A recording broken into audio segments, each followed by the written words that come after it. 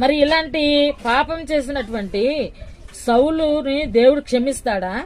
అందుకు యెహోవా ఆజ్ఞను నువ్వు విసర్జించితివి గనుక నువ్వు రాజుగా ఉండకుండా ఆయన నిన్ను విసర్జించననగా భయం వేసింది సౌలుకి. సౌలు జనులకు జడిసి వారి మాట వినినందున నేను యెహోవా ఆజ్ఞను నీ మాటని మీరి పాపం తెచ్చుకుంటుని అప్పుడు ఒప్పుకున్నాడు. నీ రాజ్యాన్ని దేవుడు నీ వద్ద నుండి తీసివేస్తున్నాడు. నువ్వు దేవుడు ఆజ్ఞను అమాలేకులను పూర్తిగా నిర్మూలన చేసి రమ్మంటే నువ్వు అగాగు రాజుని ప్రాణాలతో తీసుకొని వచ్చావు. క్రొవ్వినటువంటి ఎడ్లను అలాగే గొర్రెలను నువ్వు తీసుకొని వచ్చావు. నువ్వు గొర్రెల్లోని కొన్నింటిని ఎడ్లలో కొన్నింటిని తీసుకొని వచ్చి దేవునికి బలి అర్పిస్తానని చెప్పావు.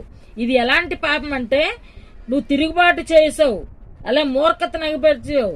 తిరుగుబాటు అంటే సోద చెప్పిందంత